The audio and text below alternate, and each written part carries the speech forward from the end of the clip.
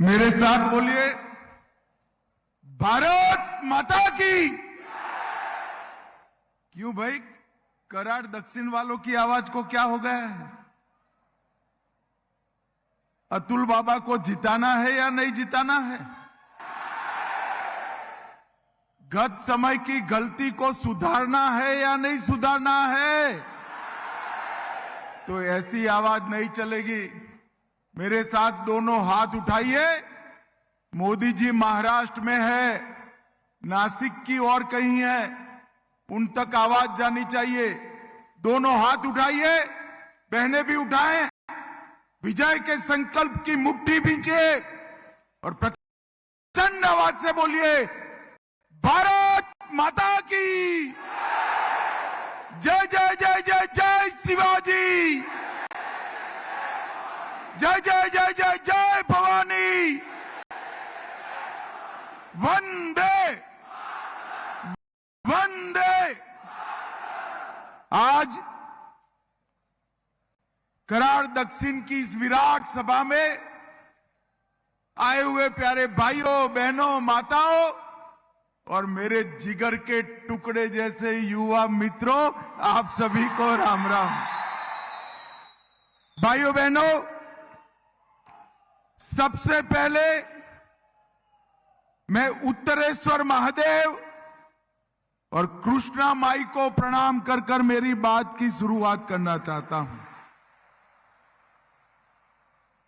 पूरे देश को जिन पर गर्व है वो छत्रपति शिवाजी महाराज, धर्मवीर संभाजी महाराज, महात्मा फूले, क्रांति ज्योति सावित्रीबाई, डॉक्टर अंबेडकर जी और तिलक महाराज की इस भूमि को प्रणाम कर कर मेरी बात की शुरुआत करना चाहता हूं।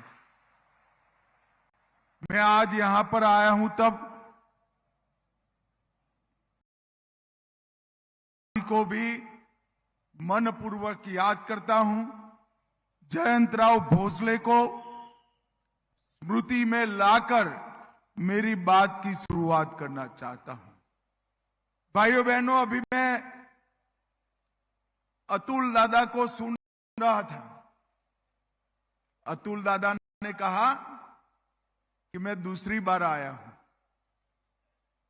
अतुल दादा, मैंने सामने से मांग कर कहा है, कराड़ दक्षिण में जरूर जाऊंगा, मुझे जाना है। क्योंकि कराड़ वालों, गत विधानसभा में मैं आया था, आपने काम अधूरा रखा, 9,000 वोट कम दिए, सिर्फ 4,500 वोट इस ओर देते तो हमारा अतुल दादा अब तक एमएलए बन गया होता। कोई बात नहीं, फिर से एक बार मौका है। मैं आपको कहने आया हूं, आप अतुल दादा को विधायक बना दो, उसको बड़ा आदमी बनाने का काम भारतीय जनता पार्टी करेगी।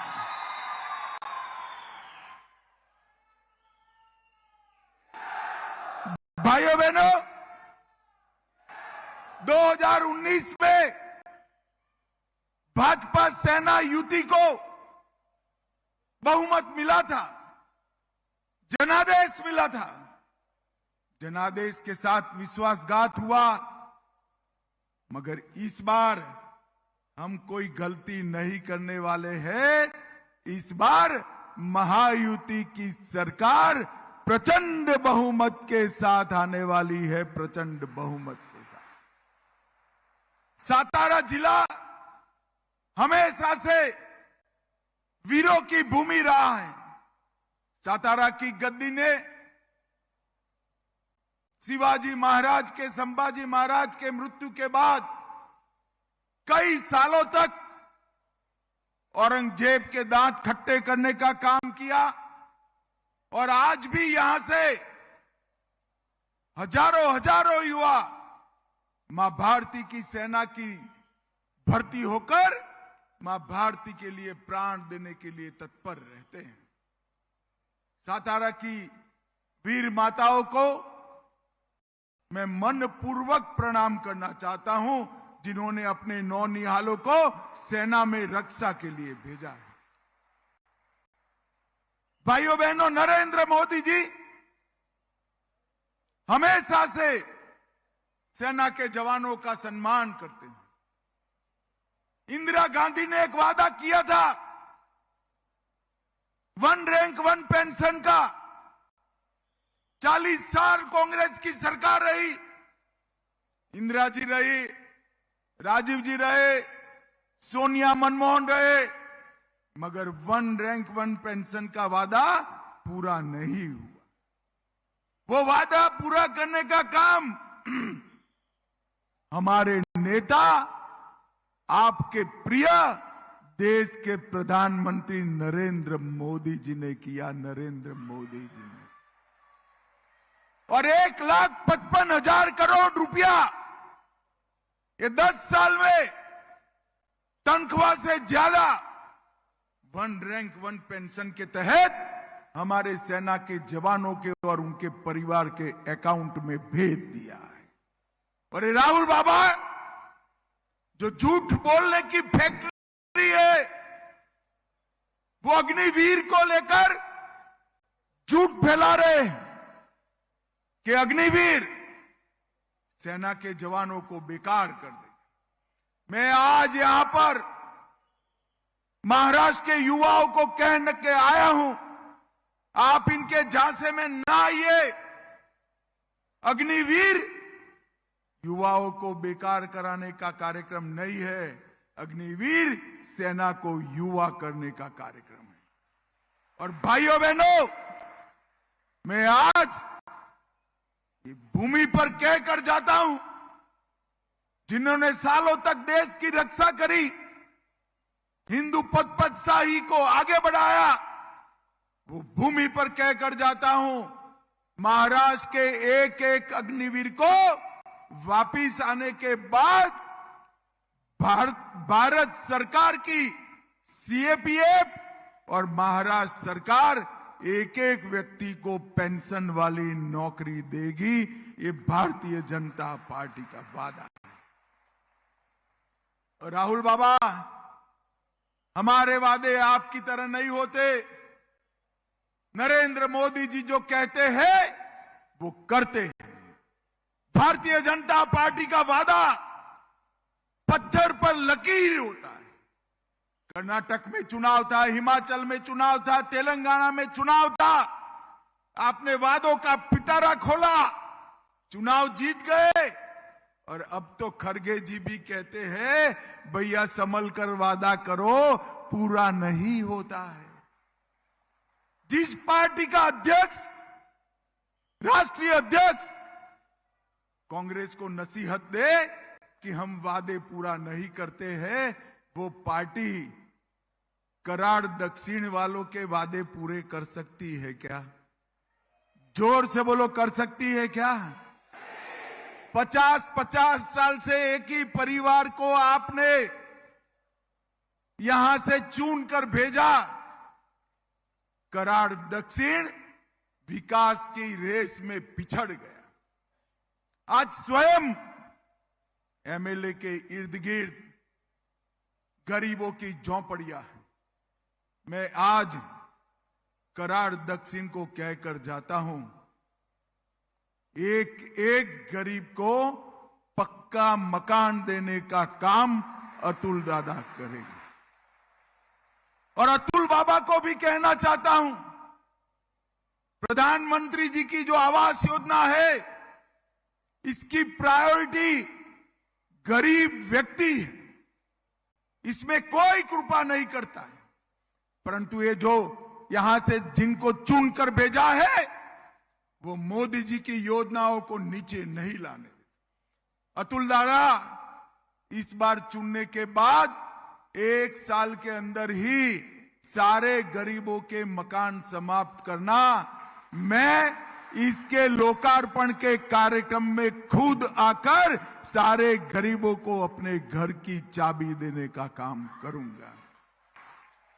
मोदी जी ने इस 14 साल के अंदर 10 करोड़ गरीबों को मकान देने का काम किया है।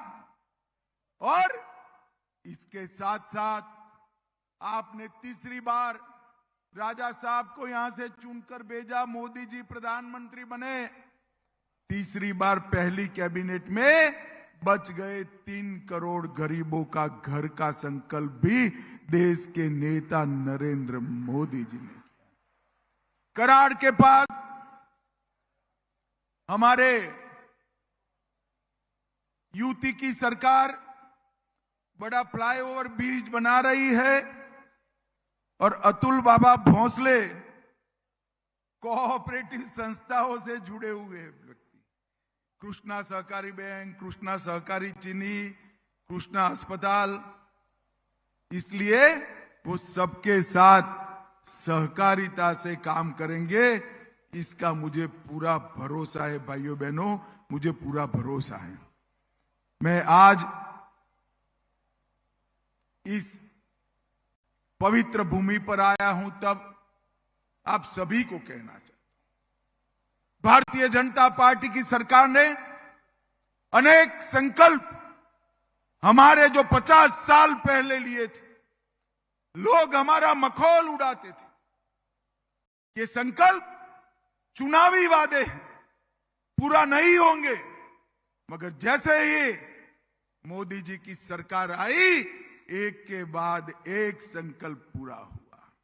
ये राहुल बाबा के पिताजी हमें तंज कसते थे, मंदिर वहीं बनाएंगे, तिथि नहीं बताएंगे। और भाइयों बहनों, एक कांग्रेस विरोध करती रह गई, शरद पवार विरोध करते रह गए। मोदी जी ने श्री राम मंदिर, जहां अयोध्या में प्रभु श्री राम का जन्म हुआ था, वहां उसका भूमि पूजन भी किया, उसका कंस्ट्रक्शन भी किया और जय श्री राम करते हुए प्राण प्रतिष्ठा का काम भी समाप्त कर दिया। मुझे बताओ कराड़ वालों, अयोध्या प्रभु श्री राम जन्मे थे, वहां पर मंदिर बनना चाहिए या नहीं बनना चाहिए? जोर से बोलो, बनना चाहिए या नहीं बनना चाहिए? ये कांग्रेस पार्टी 75 साल तक मंदिर को लटकाती रही, अटकाती रही, भटकाती रही। मोदी जी ने ये वादा पूरा कर दिया। भाइयों बहनों, मुझे बताओ, ये कश्मीर जो है हमारा है या नहीं? अरे जोर से बोलो, ऐसे क्या बोलते हो भाई, है या नहीं है? धारा 370 हटाई, ठीक किया या नहीं किया? जब धारा 370 हटाने का संकल्प मोदी जी ने रखा, कानून लेकर मैं संसद के सामने खड़ा हुआ, ये राहुल बाबा, शरद पवार, ममता, डीएमके सारे काऊ काऊ काऊ काऊ काऊ काऊ करते रहे, मत करिए मत करिए।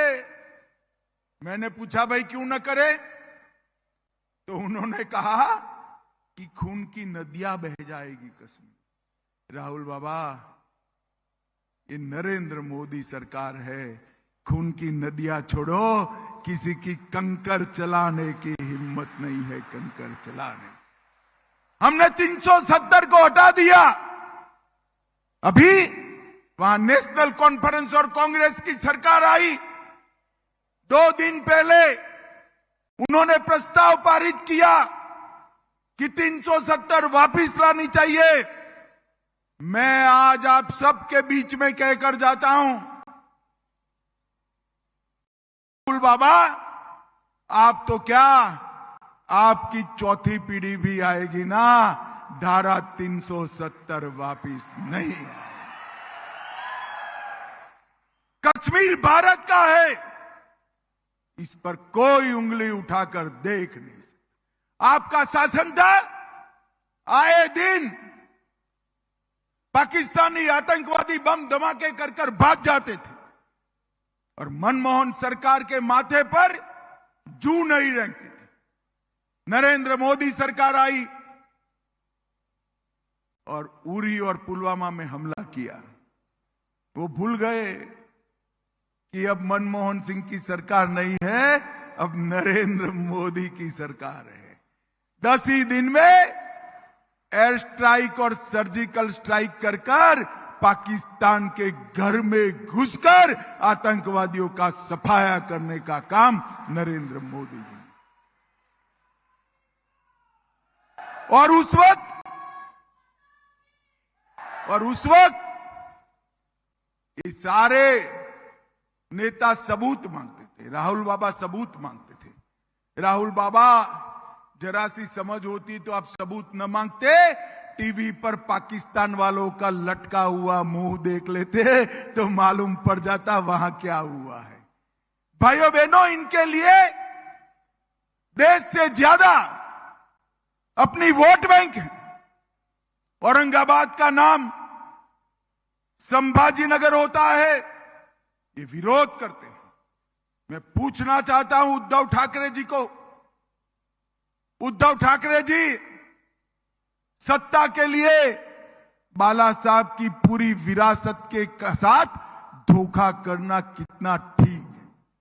आप धारा 370 का विरोध करने वालों के साथ बैठे हैं। आप राम मंदिर का विरोध करने वालों के साथ बैठे हैं। आप संभाजी महाराज के नाम से नामकरण का विरोध करने वालों के साथ बैठे हैं। और अब आप वक्फ के अंदर मोदी जी जो सुधार ला रहे हैं वो कानून का भी विरोध करने के वालों के साथ बैठे हैं। मुझे बताओ कराड़ वालों, कांग्रेस सरकार ने वक्फ कानून को बदलकर इसके अंदर एकाधिकार वक्फ बोर्ड को दे दिया, जिसका दुरुपयोग होता है। वो वक्फ बोर्ड के कानून को बदलना चाहिए या नहीं बदलना चाहिए? जोर से बोलो, बदलना चाहिए या नहीं बदलना चाहिए? अभी 2 दिन पहले कर्नाटक के वक्फ बोर्ड ने कई गांव, मंदिर समेत, किसानों के घर समेत, किसानों की खेती की भूमि समेत वक्फ की संपत्ति कर दी। और राहुल बाबा कुछ नहीं बोलते। और ये अगर अघाड़ी की सरकार आई तो महाराष्ट्र में भी इसका रिपीटेशन होगा। मगर कराड़ वालों, आप चिंता मत करो, ना अघाड़ी की सरकार आनी है, ना किसानों की भूमि वक्फ की भूमि होनी है। आज मैं दक्षिण कराड़ के लोगों को कहकर जाता हूं कि भारतीय जनता पार्टी इसी सत्र के अंदर वक्फ का बिल भी लाएगी और इसको पारित भी कराएगी, उसको कोई नहीं रोकेगा। भाइयों बहनों, मोदी जी ने समृद्ध भारत का वादा देश की जनता के सामने किया है। और समृद्ध भारत तभी बन सकता है कि भारत के राज्य समृद्ध बने। समृद्ध महाराष्ट्र के निर्माण का नरेंद्र मोदी जी और हमारे नेता देवेंद्र फडणवीस का संकल्प, हमने यहां यूपी सरकार के माध्यम से समृद्ध भारत, समृद्ध महाराष्ट्र के निर्माण के लिए ढेर सारे कदम उठाए हैं। अरे शरद पवार जी जो है, इस आयु में भी झूठ बोलने से बाज नहीं आते हैं। वो कहते हैं महाराष्ट्र में इन्वेस्टमेंट नहीं आ रहा है। पवार साहब, आपकी सरकार थी ना उद्धव जी के साथ, तब नंबर नीचे गया था। हमारी एकनाथ शिंदे और देवेंद्र जी की सरकार आने के बाद 2 साल से भारत में सबसे ज्यादा विदेशी निवेश किसी एक राज्य में आ रहा है तो हमारे महाराष्ट्र के अंदर आ रहा है, महाराष्ट्र। और हमारे अतुल बाबा मांगने में थोड़ा दिल कमजोर रखते हैं, बहुत भले आदमी हैं, पढ़े लिखे आदमी हैं। वो जीआईडीसी की बात कर रहे हैं। मैं आज कहकर जाता हूं, एक बहुत बड़ा अच्छा राष्ट्रीय स्तर का इन्वेस्टमेंट हम कराड़ दक्षिण में लाएंगे, ये हमारा वादा है। और भाइयों बहनों,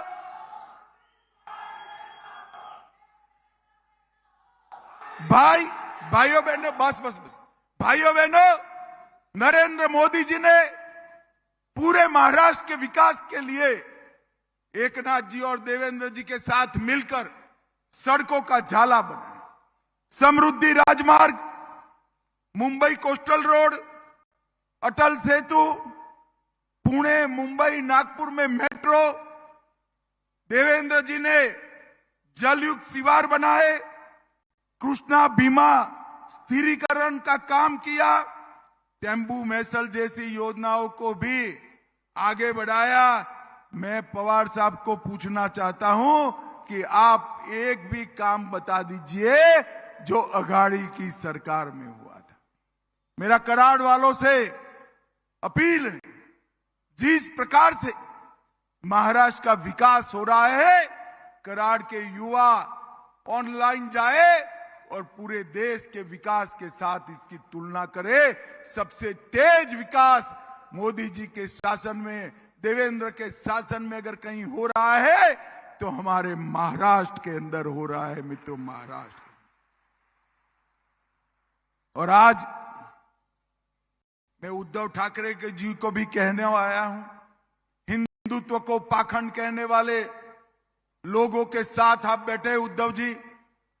अफजल खान और औरंगजेब की कब्र को सुरक्षा देने वालों के साथ आप बैठे, हिंदुओं को आतंकवादी कहने वाले के साथ बैठे, कसाब को बिरयानी खिलाने वाले के साथ बैठे हैं, और राम के अस्तित्व को नकारने वाले के साथ उद्धव ठाकरे आप बैठे हैं। आपको शर्म आनी चाहिए, शर्म आनी चाहिए। भाइयों बहनों, इस सत्ता के लिए बहुत नीचे तक हमने नमो शेतकारी महासम्मान निधि योजना के तहत और पीएम किसान योजना के तहत हर साल किसानों को 12,000 रुपया देने का काम किया है। और मैं आज कराड़ वालों को बताकर जाता हूं, ये 12,000 का 15,000 हमारी युति की सरकार होते ही हो जाए। आयुष्मान भारत में हर गरीब को 5 लाख तक का फ्री ऑफ कॉस्ट इलाज किया है। और अब मोदी जी किसी भी आय वर्ग का 70 साल से ज्यादा वाला नागरिक हो, इसको और 5 लाख का इलाज मुफ्त करेंगे, तो अब 10 लाख तक का इलाज मुफ्त होगा। भाइयों बहनों, महात्मा ज्योतिबा फूले जन आरोग्य योजना को भी 5 लाख का किया जाएगा, और तीनों मिलाते हैं तो 15 लाख तक का दवाइयों का खर्चा अब किसी गरीब को करने की जरूरत नहीं पड़ेगी। हमने सतारा जिले में 25,000 से ज्यादा घरों का निर्माण हम कर चुके हैं। और अतुल बाबा, चिंता मत करो, कराड़ दक्षिण में एक भी घर बाकी नहीं रहेगा, ये मोदी का गारंटी है। 2,70,000 लाभार्थियों को घर में नल से पानी पहुंचाया है। और हमने कोऑपरेटिव के लिए सीआरसीएस का कार्यालय पुणे में बनाकर 900 करोड़ रुपए का बजट भी रखा है। उज्ज्वला के लिए सतारा जिले में 1,37,000 माताओं को गैस का कनेक्शन दिया और 1,42,000 शौचालय गरीबों के घर के बनाने का काम हमने किया है। कराड़ में हवाई पट्टी के लिए 221 करोड़ रुपया मंजूर किया है। और सतारा में एक्सीलेंस सेंटर भी बनाने का काम भारतीय जनता पार्टी कर रही है। भाइयों बहनों, महाबलेश्वर हिल स्टेशन परियोजना 748 वर्ग किलोमीटर में बनाने का काम हम कर रहे हैं, जिससे महाबलेश्वर का इनके ऊपर का जो दबाव है यात्रियों का वो भी कम हो जाएगा। हमने वृद्धावस्था पेंशन को 1500 से 2100 करना तय किया है। और माताओं बहनों, जोर से ताली बजाना, लाडली बहन योजना भी अब 2100 रुपये की होने वाली। और एक खटाखट जैसा नहीं है, एक खटाखट फटाफट जैसा नहीं है, ये मोदी गारंटी है। यूपी सरकार बनने के बाद हर महीने 2100 रुपया मेरी बहनों के बैंक अकाउंट में हर महीने आ जाएगा। भाइयों बहनों, हम हर महीने 25 लाख नौकरियों का सृजन करेंगे और 10 लाख छात्रों को 10,000 रुपया प्रति माह ट्यूशन फी देकर उनकी कैरियर को बढ़ावा देने का काम करेंगे। 45,000 गांवों में पनडन सड़कों का निर्माण करेंगे और आंगनवाड़ी और आशा वर्करों का मासिक वेतन 15,000 तक बढ़ाने का काम भारतीय जनता पार्टी की सरकार करेगी। और विजन महाराष्ट्र लेकर हम आए। मैं अंत में इस मंच पर से शरद पवार जी को और पृथ्वीराज चौहान जी को पूछने आए। आप दोनों यूपीए की सरकार में मंत्री रहे, यहां के विधायक पीएमओ में मंत्री रहे, 10 साल तक यूपीए की सरकार चली। आप जरा हिसाब लेकर आओ, कराड़ दक्षिण में महाराष्ट्र को क्या मिला? ये हिसाब किताब लेकर नहीं आते हैं। मगर भाई, मैं तो बनिए का बेटा हूं, मैं हिसाब पूरा लेकर आया हूं आपको बताने के लिए। 10 साल तक शरद पवार और पृथ्वीराज चौहान मंत्री रहे। महाराष्ट्र को सिर्फ 1,91,000 करोड़ रुपया दिया। 1,91,000 करोड़। कितना दिया जरा जोर से बोलो तो भाई। 10 साल मोदी जी भी शासन में रहे, वो लोग 4 से 14 रहे, मोदी जी 14 से 24 रहे। और 1,91,000 करोड़ के सामने नरेंद्र मोदी जी ने 10,15,890 करोड़ रुपया महाराष्ट्र। और शरद पवार कह रहे हैं कि हमें अन्याय हो रहा है। पवार साहब, महाराष्ट्र को अन्याय करने का काम अगर किसी ने किया है तो शरद पवार राणी कंपनी ने किया है और किसी ने नहीं किया है। आपने 1,91,000 करोड़ रुपया ही सिर्फ दिया। आपके समय में कोई काम नहीं हुआ। और नरेंद्र मोदी जी ने 10,15,890 करोड़ रुपया दिया। वाधवान पोर्ट एशिया का सबसे बड़ा पोर्ट बनाने का काम भी महाराष्ट्र में हो रहा है। और ढेर सारे इंफ्रास्ट्रक्चर के काम भारतीय जनता पार्टी की सरकार ने शुरू किए। माताओं, भाइयों, बहनों, मैं अतुल दादा को जिताने के लिए आया हूं।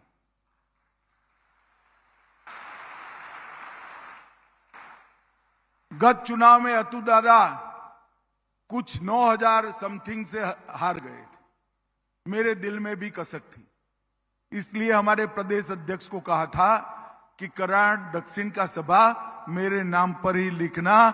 मैं सातारा की भूमि को प्रणाम भी करूंगा और अतुल दादा के लिए अपील करूंगा। अब मैं फिर से सातारा आऊंगा, मगर अतुल दादा को जिताने के लिए नहीं, इनके विजय सरघस के अंदर आऊंगा। भाइयों बहनों, मुझे बताओ कराड़ दक्षिण वालों, आगे आओ अतुल दादा, मुझे बताओ अतुल दादा को प्रचंड बहुमत से जिताओगे? 20 तारीख को कमल के निशान पर बटन दबाओगे? महायुति की सरकार बनाओगे? मोदी जी के हाथ मजबूत करोगे? तो मेरे साथ दोनों हाथ उठाओ, उठाओ दोनों हाथ, विजय के संकल्प की मुट्ठी भींचो और प्रचंड आवाज से बोलिए, भारत माता की जय जय जय जय जय शिवाजी, जय जय जय जय जय भवानी। जय श्री राम, जय जय श्री राम। आप सभी का बहुत बहुत धन्यवाद। नमस्कार। आजच्या कार्यक्रमात